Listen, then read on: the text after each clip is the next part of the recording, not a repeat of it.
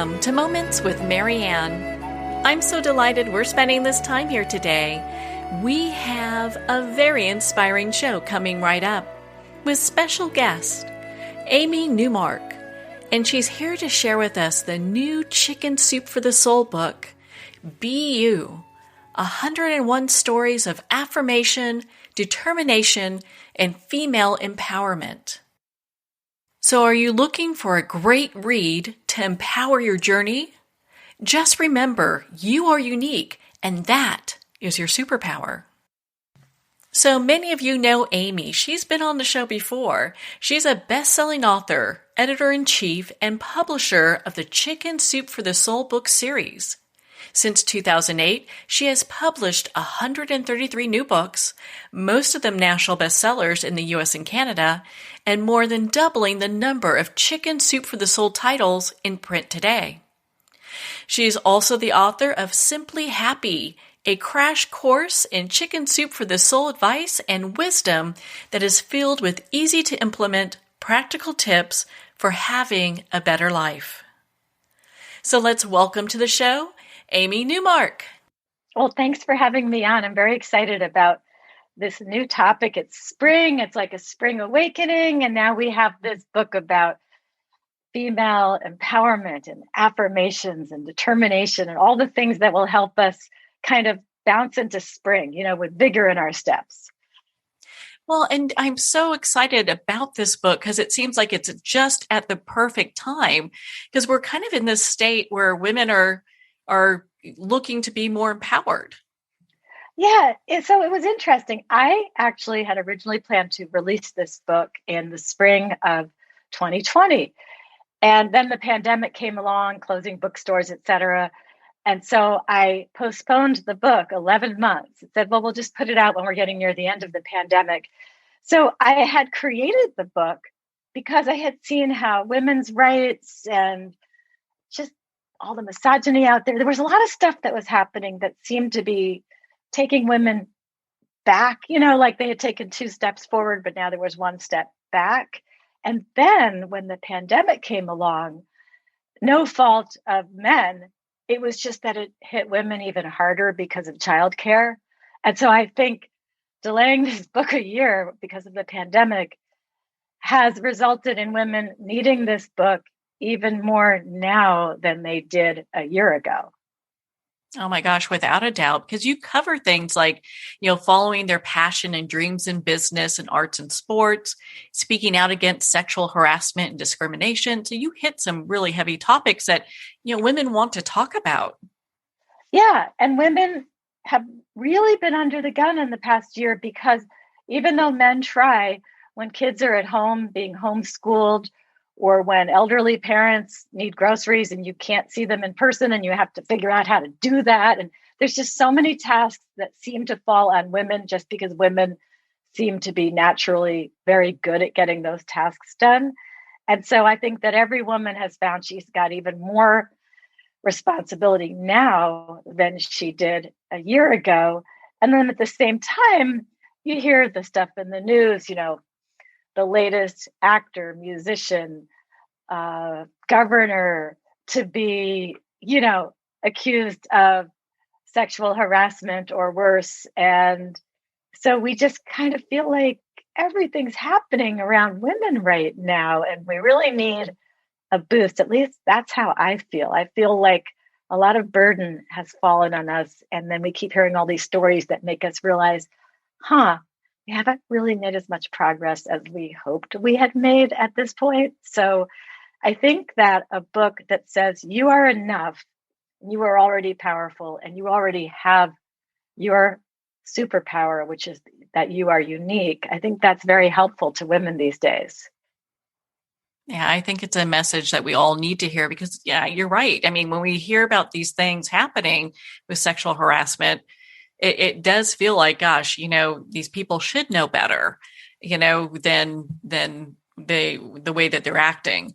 And so it really kind of makes us feel like, gosh, if this is happening at high levels, maybe, as a governor or what have you, what's happening in other places as well.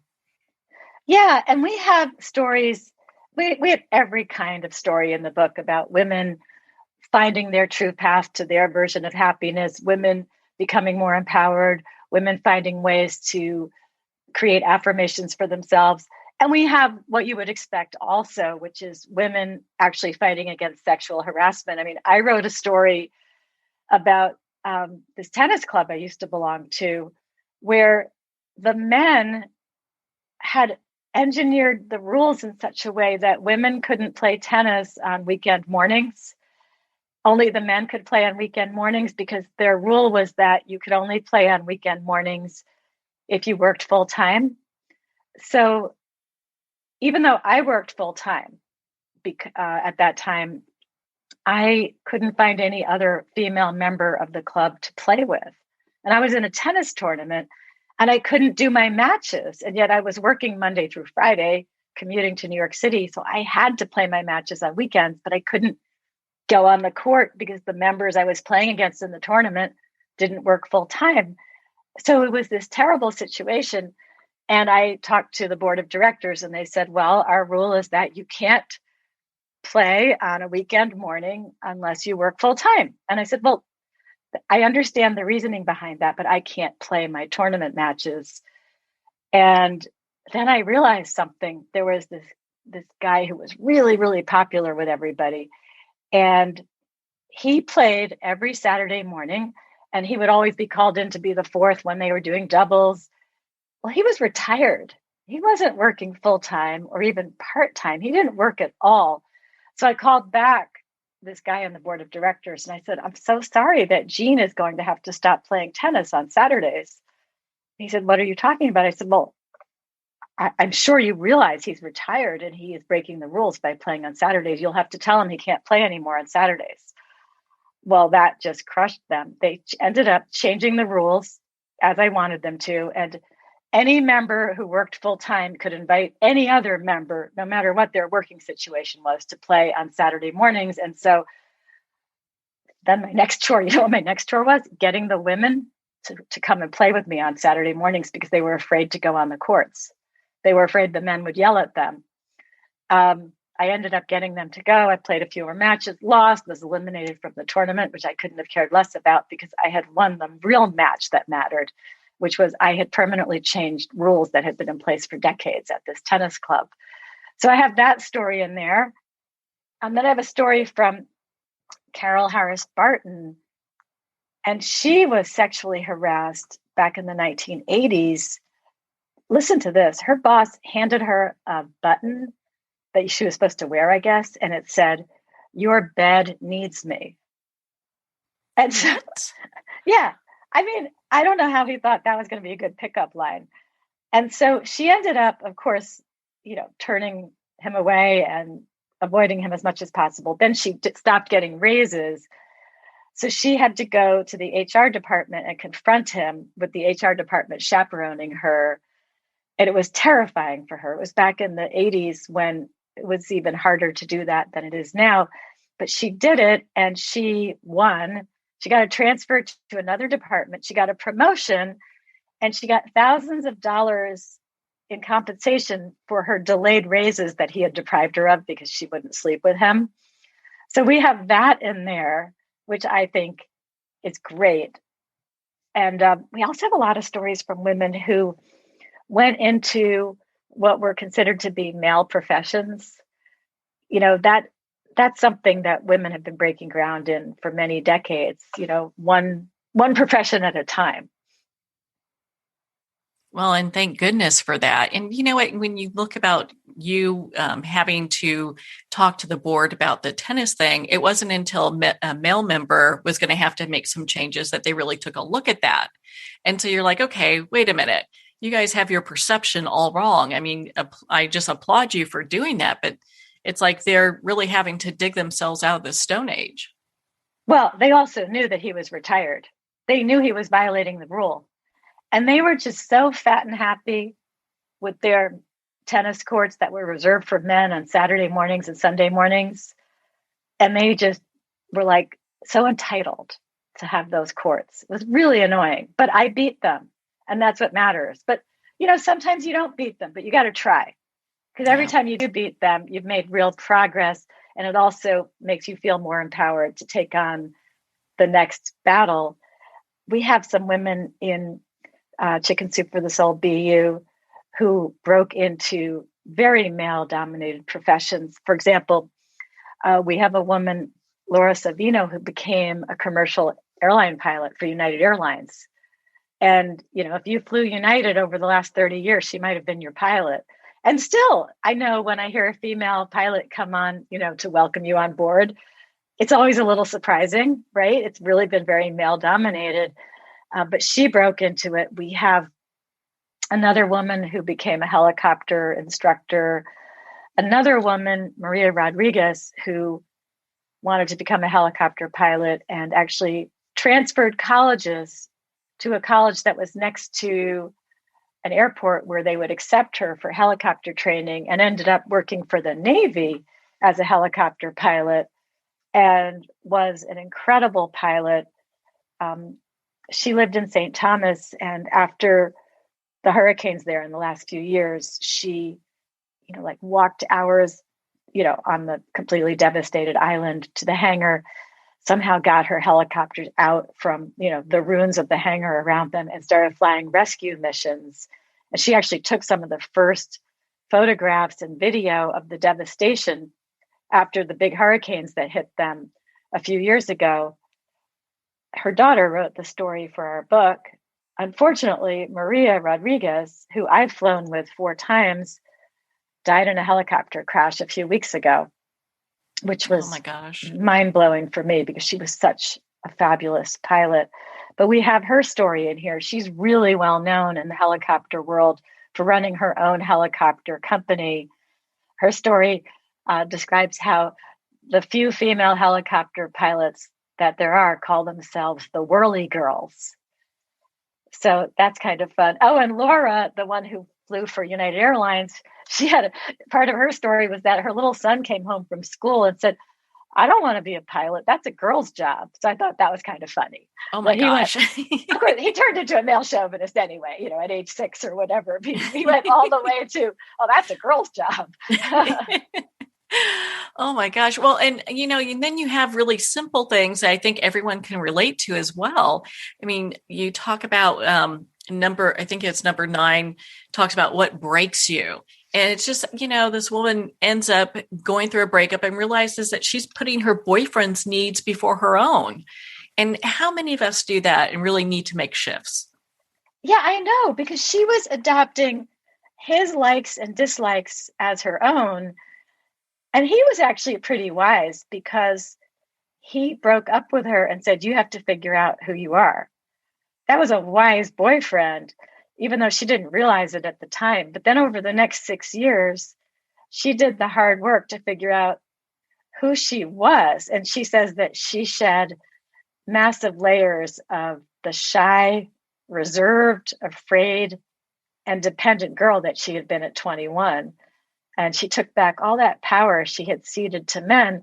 Kudos to that boyfriend. He didn't want her to cede power to him. He wanted her to be her own self. But now she says, now in her late 20s, now she knows who she is and what she wants and deserves.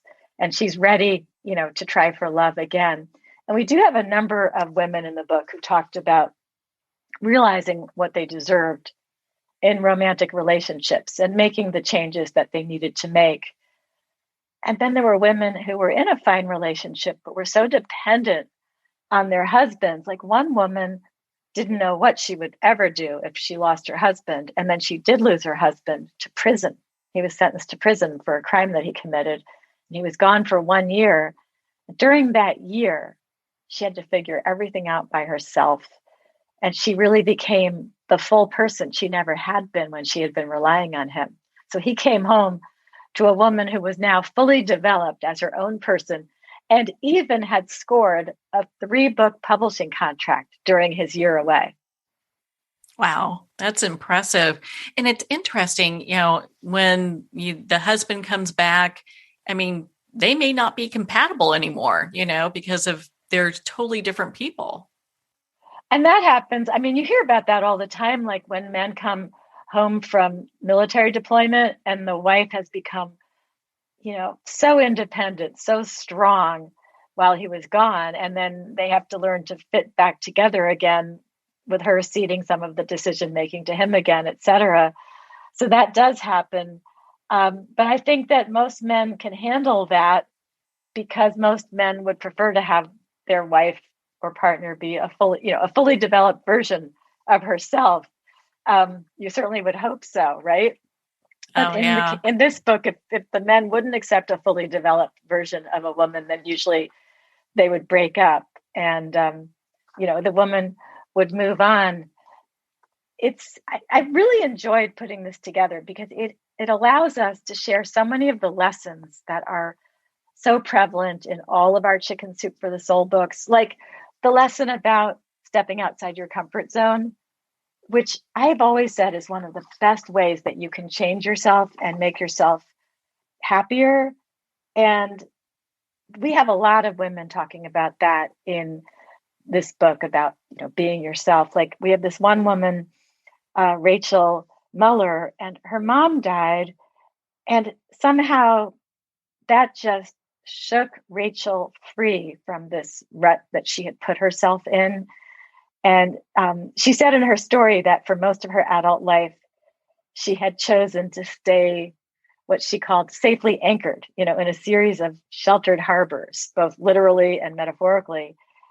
And she had always chosen security or safety over any kind of risk or excitement.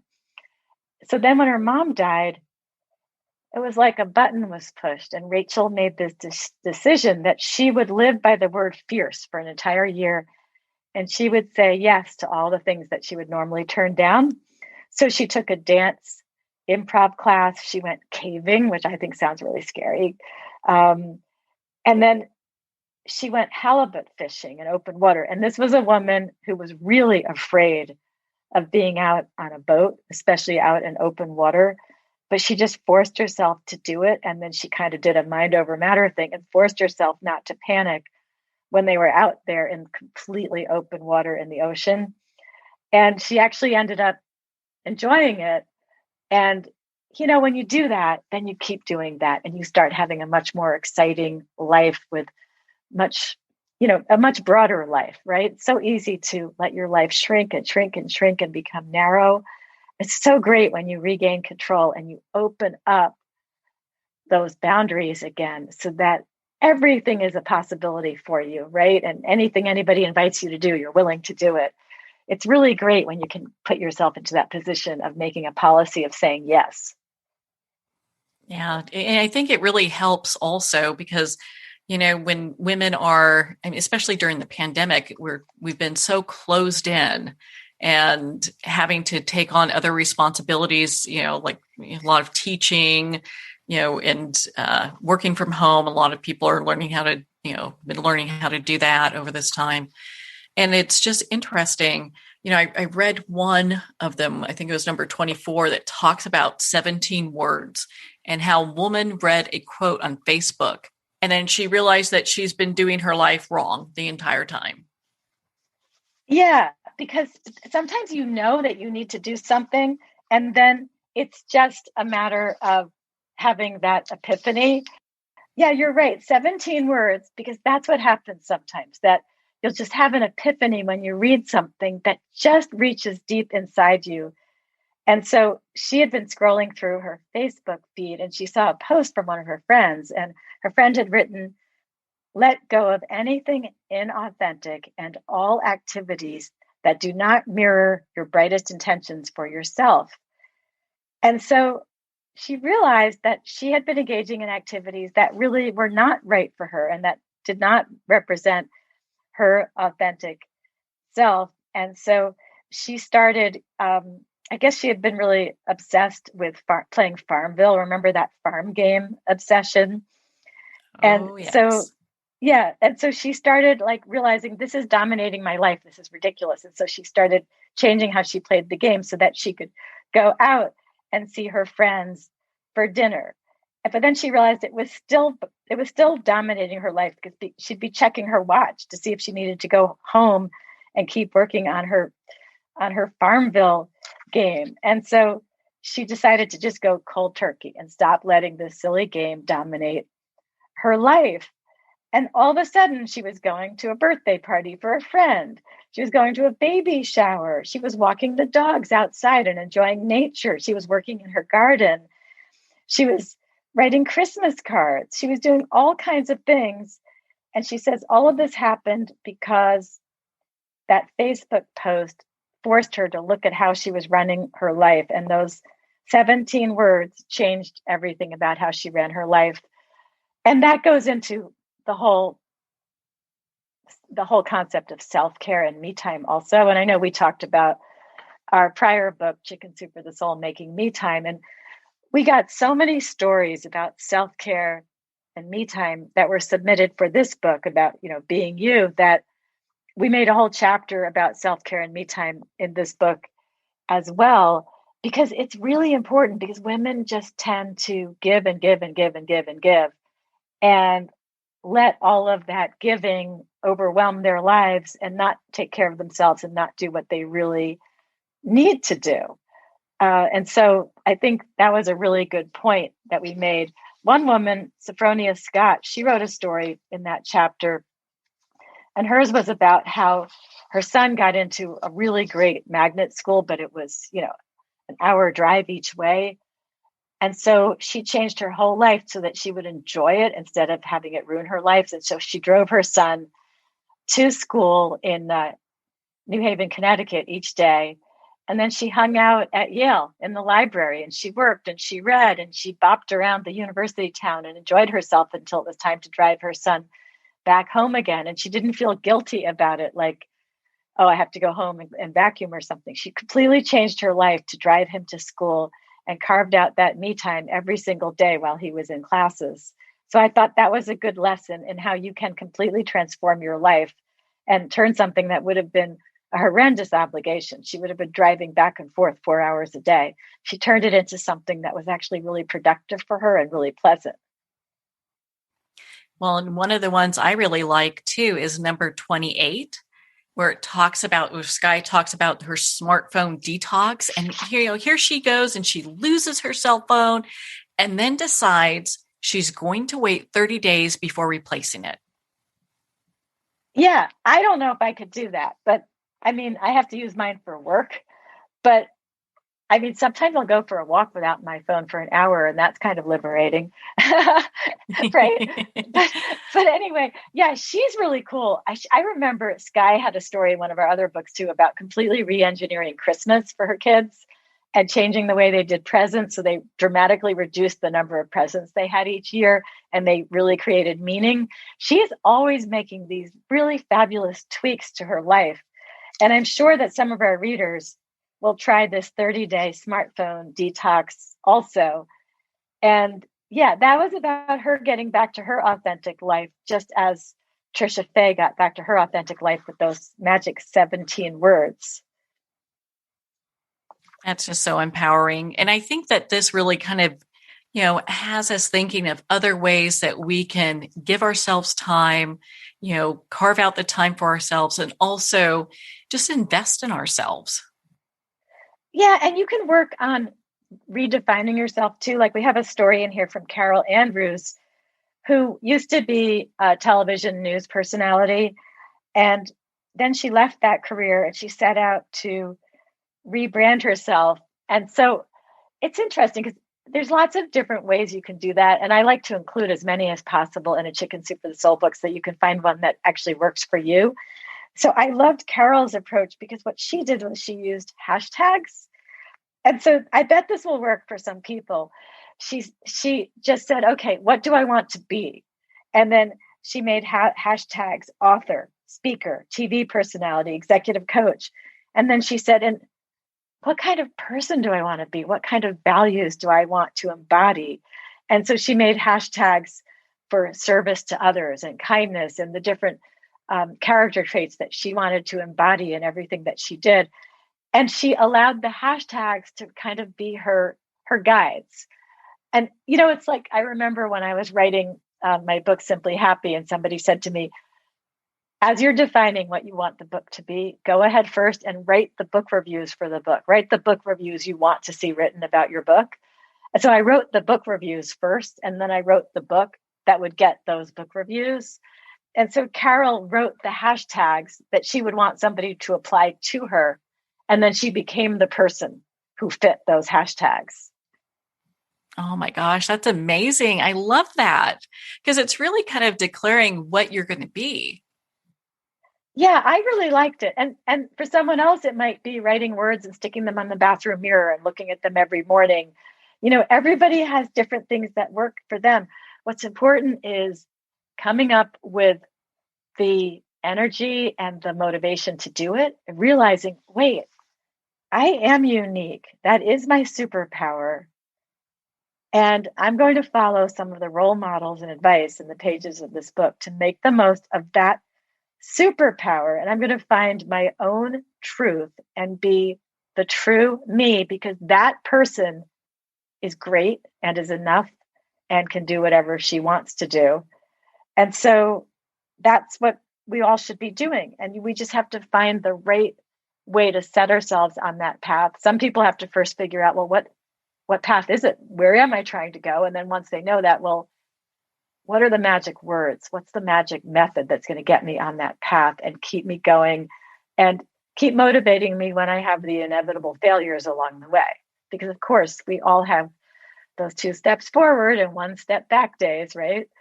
So anyway, Yes. That's what I like about this. I found the stories in this book extremely empowering for myself. One of the ones that really stood out for me is number 57, Looking Back, Paying Forward by Colleen. And it just talks about how, you know, she had a lady who was a big sister for her that helped her go to college in nursing. And then she became a nurse and became a big sister too. I just love that. You know, it's how we're empowering the next generation. Yeah. And we have a whole chapter. That story is in a whole chapter that's called We Help Each Other. Because I know that people say that women don't help each other. And there may be some organizations where that happens. But in general, women are very giving of themselves to help other women. And I mean, for Colleen, it was such a big deal that her big sister set her on the path to becoming a nurse. And so, of course, she wanted to go and do that for another, deserving young woman. So I loved that. And that whole chapter is filled with women who are helping other women get ahead. And I mean, there was one woman, it was story 62, and it was Amelia, who was an English language teacher to a bunch of kids who were learning English as a second language. And her female students didn't know that they had any career options other than becoming a homemaker or a hairdresser. And so she went and applied for a grant from the government, and she started this whole career program for these girls who were, the daughters of immigrants and who just didn't really know everything that was open and available for them in the United States, because that's not how it was in the countries that their families came from. Oh my gosh, how empowering is that?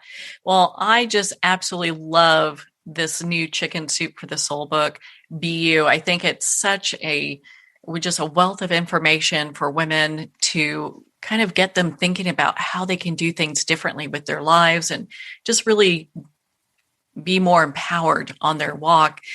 Amy, where can our listeners connect with you and learn more about this book and be part of your community? So you can go to chickensoup.com, and then you'll see this book featured on our homepage, and you can click on it and you can look at it. There's a young woman on the cover looking very pleased with herself. I view this as a great graduation gift. My daughter-in-law just got her PhD, and I gave her a copy of the book as a gift because now she has time to sit and read. Although she does have a new baby also, in addition to her new PhD. But anyway, I thought she would get a kick out of it. This book is designed to empower, women who are 18 years old and women who are 80 years old. Walmart is carrying it, Barnes & Noble, Books A Million, Amazon. I mean, you'll find links to those places, all the independent bookstores on our website. You can also listen to the Chicken Soup for the Soul podcast to hear stories being told from this book, because I'm going to have a lot of podcast episodes talking about some of these stories. And there's so many great stories we haven't even covered in this book. So I'm so excited about this, and I'm going to be reading my book. Well, good. Thanks. Well, Amy, thank you so much for taking the time to be on the show with us here today. Oh, I really love coming on. You always help me get my thoughts in order when we come out with a new book. And so it's really fun to present it to you and your listeners early in the game. Oh, we so appreciate that, Amy, and we love the Chicken Soup for the Soul books, and so excited that you shared them with us. Again, if you'd like to connect with Amy, you can at chickensoup.com for more information. Chicken Soup for the Soul is available at Amazon, Barnes & Noble, and pretty much any place you get books. And if you don't see it on the shelf, ask for them to order it. And of course, it's available on Kindle. Well, we're at the end of our time today. I would like to thank everyone for tuning in. You're listening to Moments with Marianne. And remember, make every moment count.